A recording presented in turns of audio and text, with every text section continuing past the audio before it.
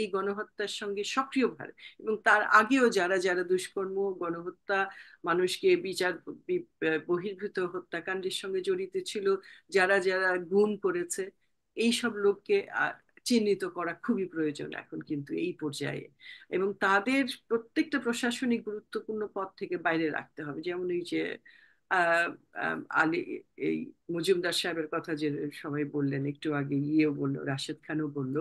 তো এরকম ব্যক্তিরা যেন সামনে না আসতে পারে, যারা কোনো এজেন্ডা বাস্তবায়নের জন্য যারা প্রস্তুত, বা যাদের ব্যবহার করে বিদেশি শক্তি বা ষড়যন্ত্রকারী যেসব কনস্পিরেসি বাইরের থেকে করা হচ্ছে, তারা যেন আশকারা না পায়, আরো নতুন কোনো ষড়যন্ত্রে বাংলাদেশকে যেন সামনে মুখোমুখি না করতে পারে। এই জন্য কিন্তু এই কমিশনটা এবং এই লোকগুলোকে চিহ্নিত করা, এবং আওয়ামী লীগের যারা সত্যিকারের অপরাধী তাদের চিহ্নিত করা খুবই গুরুত্বপূর্ণ এই পর্যায়ে। সবকিছু তো আদর্শ ভিত্তিক হয় না, কিছু বাস্তব পরিস্থিতিটা কিছু বাস্তব মুখ থাকে। যেমন ধরেন আজকে পরিস্থিতি কি, আপনার টাকা, রিসোর্সেস কি?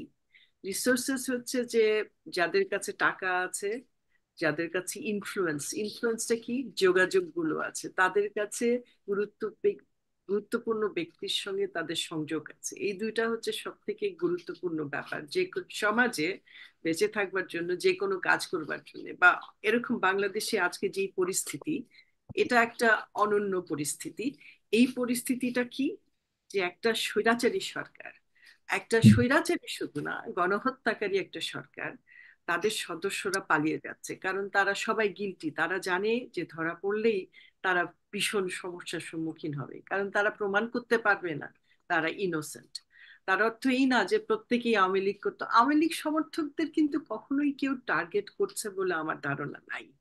আমি মনে করি না কেউ টার্গেট করছে, কিন্তু কথা হচ্ছে যারা অন্যায় করেছে, যারা পালিয়ে যাচ্ছে, কেন পালিয়ে যাচ্ছে? নিশ্চয়ই তাদের পালিয়ে যাওয়ার পেছনে একটা বড় কারণ আছে, এবং তার জন্যে তারা নানান টাকা পয়সা, অর্থ, বৈষয়িক যা যা আছে সবকিছু ব্যবহার করছে তারা পালিয়ে যাওয়ার জন্য, তাদের এই সুযোগটা তৈরি করবার জন্য। যেমন বিএনপির যারা নেতা কর্মীরা আছে তাদের অঞ্চলে তাদের কাছে ধর্ণা দিচ্ছে যে তোমরা সহযোগিতা করলে আমরা পালিয়ে যাই, নাহলে হয়তো আমরা ধরা পড়লে হয়তো গণহত্যা। গণহত্যা তো এখন ওইভাবে আর হচ্ছে না, আগে মাঝখানে খুব হচ্ছিল, এটা মোটামুটি এখন নিয়ন্ত্রিত। যখন থেকে আর্মিদের ম্যাজিস্ট্রেসি পাওয়ার দেওয়া হয়েছে তখন থেকে আমার ধারণা যে এই এই যে যেটা এক ধরনের মানে কি বলে যেন ওটাকে বলা হয়, যে যেটাকে হত্যা, মানুষকে রাস্তাঘাটে ধরে যাদের উপরে মব জাস্টিস। মব জাস্টিস যেটা করা হচ্ছিল, মব জাস্টিস বলে, এটা it's not mob mob justice, injustice. Mob injustice. It's mob attack হচ্ছিল, আক্রমণ হচ্ছিল, সাধারণ মানুষ আক্রমণ করে তাদের কাছে, মানে হয় না তাৎক্ষণিক মানুষের যে ক্ষোভ গুলো আছে। এটা একটা বিপ্লবের পরে কিন্তু এরকম ঘটনা হওয়া খুবই স্বাভাবিক, না হওয়াটাই অস্বাভাবিক। তো এইটাও কিন্তু অনেক অংশে কমে গেছে এখন। ওই যে আইন শৃঙ্খলা বাহিনী, অবর্তমান যে পুলিশ, একটা সমাজে, একটা পলিটিক্যাল সোসাইটিতে পুলিশের একটা বড় খুব গুরুত্বপূর্ণ ভূমিকা আছে। তো এখন তো পুলিশ সক্রিয় না, কারণ পুলিশও গিলটি। পুলিশকে আওয়ামী লীগ তাদের শাসন আমলে একটা দল বানিয়ে ফেলেছিল, তাদেরই একটা অন্তর্ভুক্ত, ছাত্রলীগের মতো। লোকে বলতো, সাধারণ মানুষ বলতো পুলিশ লীগ। কেন বলতে, কারণ পুলিশ সক্রিয়ভাবে তাদের সঙ্গে সম্পৃক্ত ছিল। তো সেই জন্য পুলিশ এখন সক্রিয় না। তো নানান কিছু অসামাজিক কাজ যেগুলো যেটা মানুষ প্রত্যাশা করে না, এরকম অনেক ঘটনাই তো ঘটেছে, ঘটবেই একটা বিপ্লবের পর। এত বড় একটা বিপ্লব যেখানে এতগুলো বাচ্চা, রাস্তাঘাটে সবাই চলে গিয়েছিল তখন, কে বাসায় বসে থেকেছে ওই কয়টা দিন আপনি বলেন? এই বিশেষ করে আপনার 16 তারিখের পর থেকে 5 তারিখ পর্যন্ত বেশিরভাগ লোক রাস্তায় গেছে। কাউকে বাবা মারা বাচ্চাদের, ছেলেদের কিন্তু বাসায় বন্ধ করে রাখতে পারেনি, তার কারণে বাবা মারা নিজেরাও চলে গেছে রাস্তায় ছেলে পেলেদের প্রোটেকশন দেওয়ার জন্য। তো এই যে একটা মানে অভাবনীয় একটা ওই ইতিহাস তৈরি করা করা একটা যে বিপ্লব হয়ে গেছে। পুলিশ পুলিশ প্রশাসন এবং আপনার সিভিল প্রশাসনের যে অবস্থা দেখতে পাচ্ছেন, এখনো পর্যন্ত কেন মুভ করছে না বলে মনে করছেন? কারণ আহ পুলিশ তো গিলটি। এখন যেটা করা উচিত, একটা কমিশন করে যারা যারা অপরাধের সঙ্গে সংযুক্ত ছিল তাদের চিহ্নিত করা দরকার। তাহলে হয় কি, এই মব জাস্টিস বা মব কিলিং এগুলো ওইভাবে আসে না সামনে। বা এই এটা খুবই খুবই গুরুত্বপূর্ণ। এখন একটা কিছু কমিশন করা উচিত যেটা এই যে বিশেষ করে এই গণহত্যার সঙ্গে 16 তারিখ থেকে বা 15 তারিখ থেকে যে গণহত্যা শুরু হয়েছিল, 5ই আগস্ট পর্যন্ত, এই গণহত্যার সঙ্গে সক্রিয়ভাবে এবং তার আগেও যারা যারা দুষ্কর্ম, গণহত্যা, মানুষকে বিচার বহির্ভূত হত্যাকাণ্ডের সঙ্গে জড়িত ছিল, যারা যারা গুম করেছে, এই সব লোককে চিহ্নিত করা খুবই প্রয়োজন এখন কিন্তু এই পর্যায়ে।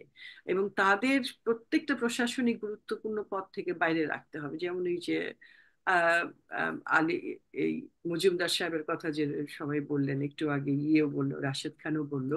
তো এরকম ব্যক্তিরা যেন সামনে না আসতে পারে, যারা কোনো এজেন্ডা বাস্তবায়নের জন্য যারা প্রস্তুত, বা যাদের ব্যবহার করে বিদেশি শক্তি বা ষড়যন্ত্রকারী যেসব কনস্পিরেসি বাইরের থেকে করা হচ্ছে, তারা যেন আশকারা না পায়, আরো নতুন কোনো ষড়যন্ত্রে বাংলাদেশকে যেন সামনে মুখোমুখি না করতে পারে। এই জন্য কিন্তু এই কমিশনটা এবং এই লোকগুলোকে চিহ্নিত করা এবং আওয়ামী লীগের যারা সত্যিকারের অপরাধী তাদের চিহ্নিত করা খুবই গুরুত্বপূর্ণ এই পর্যায়ে আমি মনে করি। আর বিচার বিভাগ তো অবশ্যই, বিচার বিভাগ তো হচ্ছে মানুষের শেষ আশ্রয়, তাই না?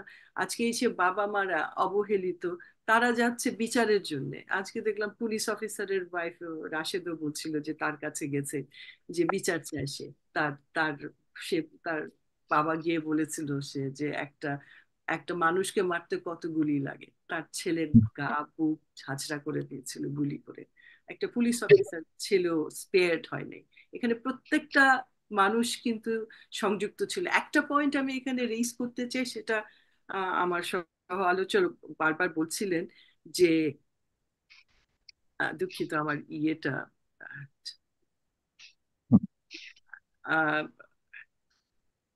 বলছিলেন যে ছাত্র রাজনীতি, আসলে ছাত্ররা রাজনীতিতে আসার কথা না। একটা স্বাভাবিক প্রক্রিয়া আছে যেখানে, মানে ছাত্ররা একটা নতুন দল গঠন করবে তিনি ভেবে বলেছিলেন। ছাত্ররা কেন করবে? আপনি কেন ছাত্র শব্দটা কেন এখানে আসবে? আমার কথা হচ্ছে যে ছাত্ররা হচ্ছে ছাত্র, ছাত্র বলতে তিনি ছাত্র বৈষম্য বিরোধী আন্দোলনে যারা নেতৃত্ব দিয়েছে তাদের কথা তিনি বোঝাতে হ্যাঁ, চেয়েছেন। যারা ছাত্র জীবন শেষ করে রাজনীতি করবার জন্য প্রস্তুত তারা নিশ্চয়ই আসবে। এবং একটা স্বাভাবিক প্রক্রিয়া, নতুন রাজনৈতিক দল হতেই পারে। এখন যে প্রশ্নটা এসছে কিংস পার্টি করার, ওই যে আগের মতো প্রতি পরিবর্তনের পরে একটা কিংস পার্টি করার একটা প্রবণতা থাকে, সেটাও আছে। এগুলো এগুলো হবে, এগুলোকে আটকানো বা এটার বিরুদ্ধে দাঁড়ানো, আমার মনে হয় এটাকে ছেড়ে দেওয়া উচিত। It it should be let to be. এটা একটা ন্যাচারাল প্রক্রিয়ায় যদি দল হয় নিশ্চয়ই হতে পারে, এবং জনগণ সেটা ব্যাপারে সিদ্ধান্ত নেবে যে তাদের গ্রহণযোগ্যতা কতটা হবে। আর নানান রকমের প্রশ্নগুলো তো এখানে আসছেই।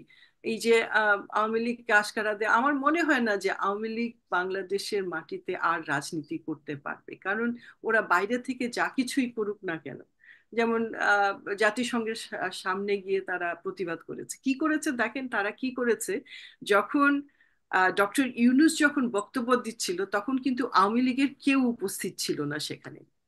হুম। উনি চলে যাওয়ার পরে, ওনার বক্তব্য যখন শেষ হয়ে গেল, তারপরে আওয়ামী লীগের প্রায় 200 থেকে 300 লোক এসে প্রতিবাদ করা শুরু করলো। তারা ডক্টর ইউনূসের ফাঁসি চাইলো, তারপরে তারা কালো পতাকা দেখালো এবং শেখ হাসিনাকে দেশে ফিরিয়ে আনার জন্য দাবি জানালো। তো আপনি চিন্তা করে দেখেন, যখন ওকে ডক্টর ইউনূস বক্তব্য রাখবে এবং রাখছিল, তখন কিন্তু বিএনপি এবং অন্যান্য সংগঠন ভীষণ সমর্থন জানানোর জন্য ওই ইউএন এর সামনে দাঁড়িয়ে সবাই সমর্থন জানাচ্ছিল, ডক্টর ইউনূসকে ওয়েলকাম করছিল এবং তাদের আস্থা প্রকাশ করছিল। তারা জি। বলছিল এই সংস্কারগুলোর পরে পরেই একটা হুম। সুষ্ঠু নির্বাচন তারা সামনে, জাতির সামনে নিয়ে আসবে।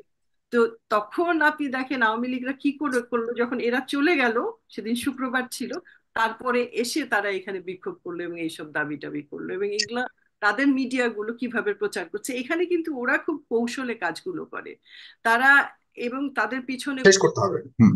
বৃহৎ শক্তিটা যে আছে, এই যে আজকে যে ভারত, এবং ভারতের সঙ্গে আমেরিকার যে একটা, আমরা আমরা আমরা সেদিকে আর না যাই আজকে, আমি ডেফিনেটলি। কিন্তু আমি just এটাকে উল্লেখ করে পয়েন্ট আউট করতে চাই এই জন্য, কারণ এটা খুব গুরুত্বপূর্ণ। আজকে কেন আওয়ামী লীগকে রিহ্যাবিলিটেট করার প্রশ্নটা আসছে, কেন সবকিছু মাথাচাড়া দিয়ে আবার আগের পর্যায়ে যাওয়ার একটা একটা প্রস্তুতি কেউ কেউ এটাকে আশকারাও দিচ্ছে।